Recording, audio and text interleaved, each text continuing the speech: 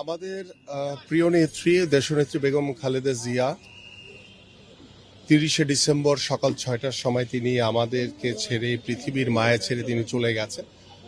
আমরা প্রথমেই তার রুহের মাগফিরাত কামনা করছি, আল্লাহ পাক যাতে তাকে জান্নাতের উচ্চ মকাম দান করেন।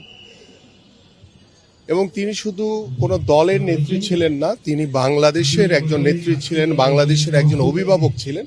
এবং তাকে হারিয়ে ফেলে আমরা বিশ্বাস করি যে বাংলাদেশ একজন অভিভাবক হারিয়ে ফেলেছে। নতুন এবং ফিরে আসা গ্রাহকদের জন্য নগদে চলছে ক্যাশব্যাক সহ প্রতিদিন হাজারো উপহার জেতার সুযোগ। হবে আশা আর ফেরা সারপ্রাইজ সেরা। এবং স্পেশালি আমি একজন স্পোর্টসম্যান হিসেবে মনে করি যে আমরা ক্রীড়াঙ্গনেরও একজন অভিভাবককে আমরা হারিয়ে ফেলেছি, যিনি ক্রীড়াঙ্গনকে নিয়ে স্বপ্ন দেখেছেন নির্দলীয়ভাবে, নিরপেক্ষভাবে। এবং আপনাদের সকলের মনে আছে তিনি যখন প্রথম রাষ্ট্র পরিচালনার দায়িত্বভার গ্রহণ করেন 91 সালে, তখন বাংলাদেশের ক্রীড়াঙ্গন কিন্তু ছিল সকলে মিলে কিন্তু একটি সুষ্ঠু সুন্দর ক্রীড়াঙ্গন আমরা দেখেছিলাম, যেখানে দল মত নির্বিশেষে আমরা দলীয়করণের ঊর্ধ্বে উঠে আমাদের একটি ক্রীড়াঙ্গনের পরিবেশ আমাদের দেশনেত্রী বেগম খালেদা জিয়া তিনি তৈরি করেছিলেন। এবং পর্যায়ক্রমে এই ধারাবাহিকতা ছিল। বাট গত 17 বছর আপনারা জানেন যে বাংলাদেশের ক্রীড়াঙ্গন টোটালি আপনার দলীয়করণ করে বাংলাদেশের ক্রীড়াঙ্গনকে ধ্বংসের পথে নিয়ে গেছে।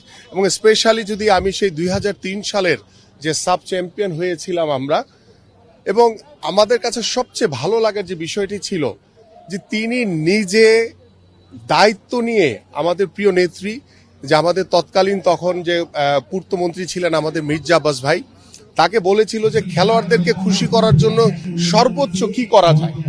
এবং তিনি আর্থিকভাবে অনুদান দিয়েছিলেন এবং তিনি প্লেয়ারদের আবাসনের জন্য তিনি 25 জন খেলোয়াড়কে পূর্বাচলে 5 কাঠা করে প্লট দিয়েছে।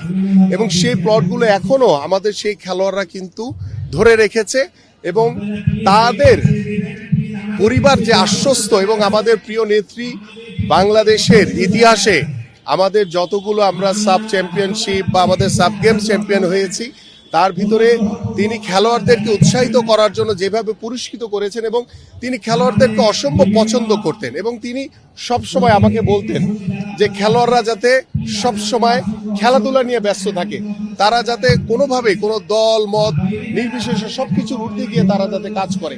এই যে তার ক্রীড়াঙ্গনকে দলীয়করণ মুক্ত রাখার যে একটা স্পৃহা ছিল, এবং আমরা বিশ্বাস করি যে আগামীর ক্রীড়াঙ্গনকে আমাদের মাননীয় ভারপ্রাপ্ত চেয়ারম্যান জনাব তারেক রহমান আগামীর ক্রীড়াঙ্গনকে নতুনভাবে ঢেলে সাজানোর জন্য দেশ গড়ার যে পরিকল্পনা হাতে নিয়েছেন, সেই ক্রীড়াঙ্গনের মাধ্যমে আমরা বিশ্বাস করি আমাদের প্রিয় নেত্রী যে স্বপ্ন দেখেছিলেন আগামীর ক্রীড়াঙ্গনকে নিয়ে, সেই ক্রীড়াঙ্গনটুকু আমরা আমাদের মাননীয় ভারপ্রাপ্ত চেয়ারম্যান জনাব তারেক রহমানের মাধ্যমে আগামীতে ইনশাআল্লাহ বাস্তবায়ন করব।